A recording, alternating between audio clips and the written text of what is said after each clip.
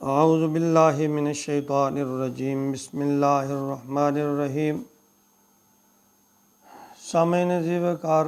درس قرآن کے سلسلہ میں آج کا ہمارا سبق سورۃ النساء آیت نمبر 74 ہے۔ فَلْيُقَاتِلْ فِي سَبِيلِ اللَّهِ الَّذِي يَشْرُونَ الْحَيَاةَ الدُّنْيَا بِالْآخِرَةِ وَمَنْ يُقَاتِلْ فِي سَبِيلِ اللَّهِ فَيُقْتَلْ أَوْ يَغْلِبْ فَسَوْفَ نُؤْتِيهِ أَجْرًا عَظِيمًا۔ اس آیت مبارکہ میں اللہ رب العزت نے مسلمانوں کے لیے، مومن کے لیے خوشخبری بیان فرمائی کہ اللہ کی راہ میں جہاد کرنا ایمان کی نشانی ہے۔ مسلمان تو ہر دو طرح سے کامیاب ہے، جیت کر مال غنیمت کے ذریعے واپس آیا تو غازی کہلایا، اور اگر اللہ کی راہ میں جان دے دی تو شہید کہلایا۔ فرمایا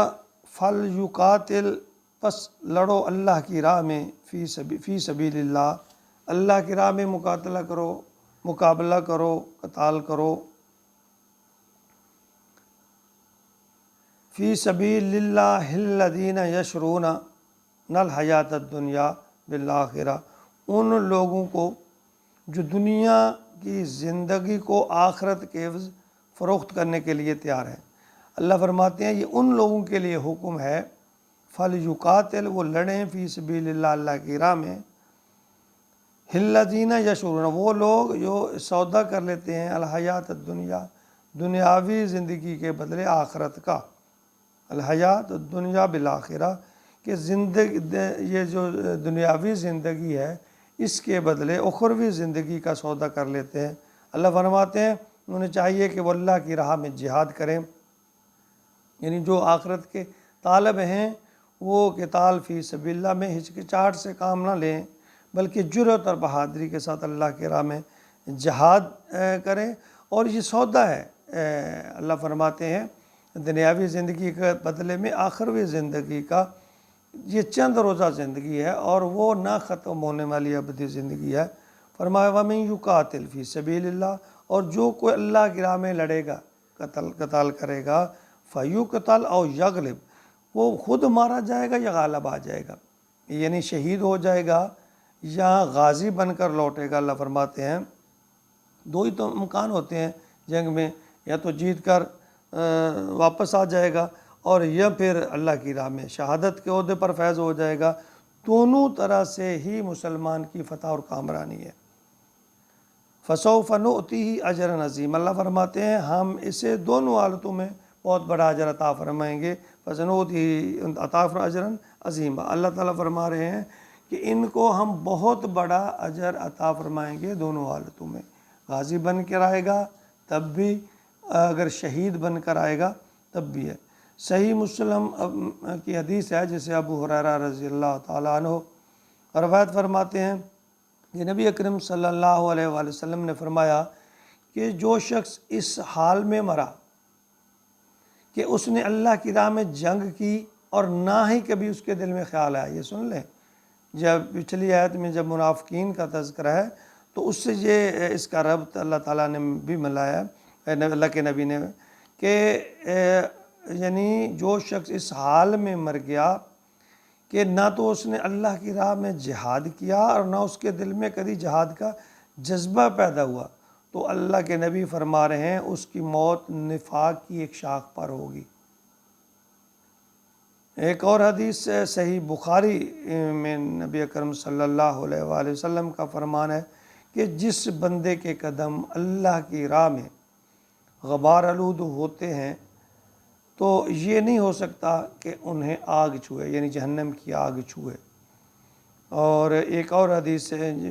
جو بخاری اور مسلم میں ابو ہریرہ رضی اللہ تعالیٰ عنہ روایت فرماتے ہیں، فرمایا کہ رسول اللہ صلی اللہ علیہ وآلہ وسلم نے فرمایا جو شخص اللہ کی راہ میں خالصتاً جہاد کرنے کی نیت سے اپنے گھر سے نکلے اور اللہ کے ارشادات کا اسے یقین ہو تو اللہ اسے یا تو شہادت کا درجہ دے کر جنت میں داخل کر دے گا، یا ثواب اور مال غنیمت دلا کر بخیر و عافیت اسے گھر لوٹا دے گا۔ بعین ہی اس آیت کا اگر ہم خلاصہ کہیں تو اس حدیث مبارکہ میں یہ خلاصہ ہے اس آیت مبارکہ کا۔ ایک اور حدیث ہے بخاری کی 2818 کہ فرمایا نبی اکرم صلی اللہ علیہ وآلہ وسلم نے کہ جنت و تلواروں کے سائے میں ہے۔ تو نبی اکرم صلی اللہ علیہ وسلم کی ایک اور حدیث مبارکہ ہے کہ قیامت کے دن جب اللہ رب العزت شہید کو اپنا دیدار کروا دیں گے، اس کے بعد اس سے پوچھیں گے کہ اے میرے بندے بتا تیری کوئی اور خواہش ہے؟ تو باقی تو سب لوگ خاموش رہیں گے۔ شہید کہے گا یا اللہ ہاں ایک خواہش ہے کہ تو مجھے دنیا میں پھر بھیج دے، میں پھر تیرے راہ میں جہاد کروں اور پھر تیری راہ میں قتل کیا جاؤں، پھر بھیج دے، پھر تیری راہ میں جہاد کروں اور قتل کیا جاؤں۔ گویا کہ جہاد کی جو لذت ہے وہ گویا جنت کی لذت یا اس کی جنت کی لذتوں سے بھی بڑھ کر ہے۔ تو جس نے چکھی، جس کے نصیب میں اللہ نے لکھ دی، اللہ رب العزت ہمیں جہاد کا جذبہ پیدا کرے اور مظلومیت کے ساتھ، مظلوم لوگوں کے ساتھ اللہ رب العزت ہمیں کھڑے ہونے کی توفیق عطا فرمائے۔ دیکھیے جان تو ایک دن چلی جانی ہے، اور یہ بھی یاد رکھیے جتنی زندگی ہے ایک لمحہ بھی پہلے یہ جان روح جو ہے وہ جسم سے نہیں نکلے گی، تو کیوں نہ پھر یہ جان اللہ کی راہ میں نکل جائے، تو پھر دونوں جہانوں کی فلاح اور کامیابی ہے۔ اللہ مسلمانوں کے دل میں جذبہ جہاد پیدا کر دے، آمین یا رب العالمین۔